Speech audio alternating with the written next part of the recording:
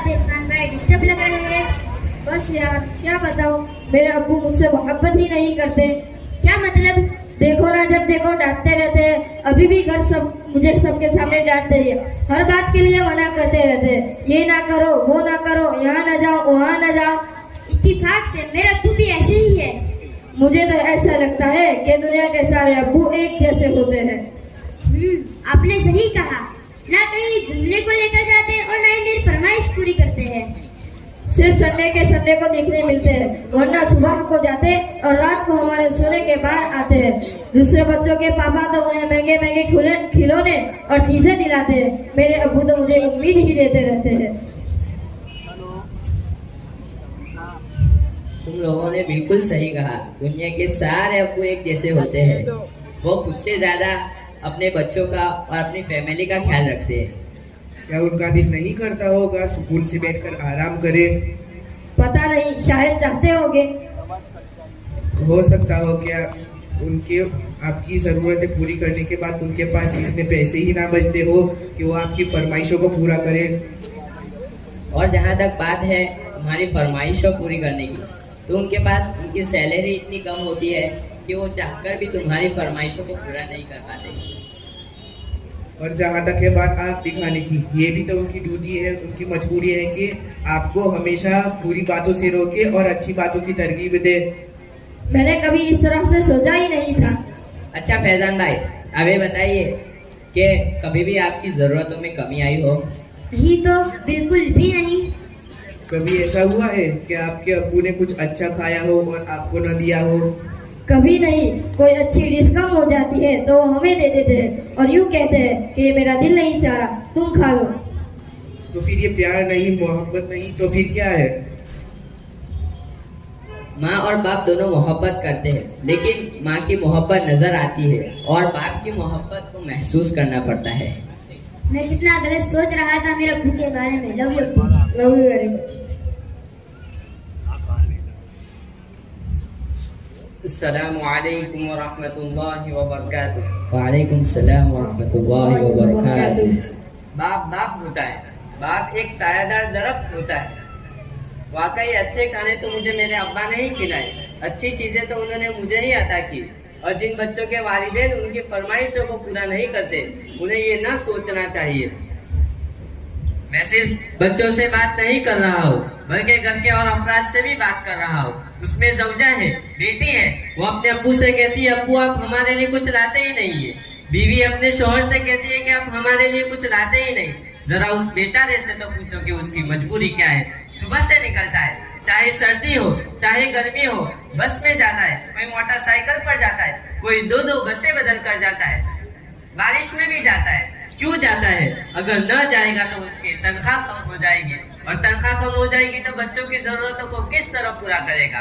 School की fees देनी है, बच्चों के लिए कपड़े लाने हैं, हमें हर चीज तैयार मिल जाती है। उन चीजों का सोर्स कौन है? वो सोर्स हमारे वालिद है। वालिद एक सायादार दरख्त होता है। कभी आपने दरख्त को देखा है कि उसके ऊपर के पत्ते गर्म होते हैं? वो सारी गर्मी अपने अंदर ले लेता है और अपने नीचे के बच्चों को छाव देता है। पूछो उनसे जिनके वालिद नहीं। लेकिन बाज औकात लोग अपने वालिदैन की नाकदरी करते हैं, उन्हें बुरा भला कहते हैं।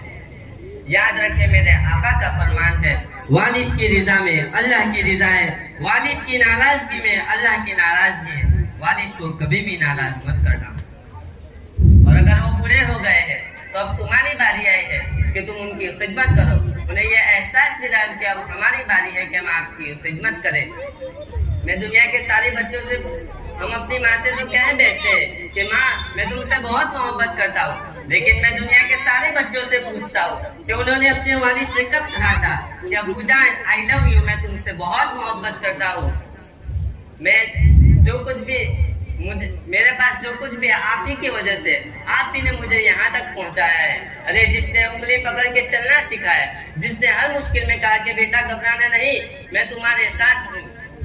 जब कहीं फंस जाते तो अब्बू से कहते, तो अब्बू कहते हैं बेटा मैं संभाल लूंगा। जब वो चले गए तब पता चला कि कौन है जो संभालेगा। बचपन और बुढ़ापा बराबर होता है। जब हम छोटे थे बड़ी जिद की, बहुत बातें मनवाई। अब समझो कि वालिदैन का बुढ़ापा आ गया है तो मैंने उनकी खिदमत करनी है, उनके गुस्से को बुरा नहीं मानना है।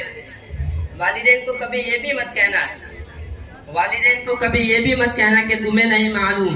अरे जिसने उंगली पकड़ के चलना सिखाए, जिसने खड़े होते सिखाए, तुम उसे कहते हो कि तुम्हें नहीं मालूम। मैं दुनिया के सारे बच्चों, दुनिया की सारी बच्चियों और दुनिया की सारी औलाद से गुजारिश करता हूँ कि अगर तुम्हारे वालिदैन जिंदा है तो उनकी खिदमत करो, उन्हें यह एहसास दिलाओ कि तुमने बड़ा काम किया है, तुमने बड़ी मेहनत की है हमारे लिए, जो कुछ भी है तुम्हारी वजह से। तुफ है उस औलाद पर जो अपने वालिदैन से कहे कि ये मेरा है, आपका नहीं, ये मैंने कमाया है, आपने नहीं। वालिदैन को ये सब न कहना चाहिए, बल्कि जो भी इज्जत है, जो शराफत है, जो माल दौलत है, वो वालिदैन की तरफ से, बिलखुसूस वालिद की तरफ से। जिनके वालिद जिंदा है वो उनकी खिदमत करें, और जिनके वालिदैन इंतकाल फरमा गए वो कब्रिस्तान में जाए, उनके लिए इसारे सवाब करें। आइए आखिर में मिलकर, वालिदैन के आखिर में मिलकर दुआ करते हैं, कुरानी दुआ करते हैं।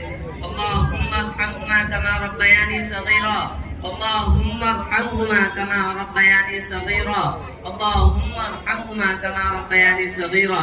या अल्लाह तू मेरे वालिदैन पर रहम फरमा जिस तरह उन्होंने मेरे बचपन में मुझ पर रहम फरमाया।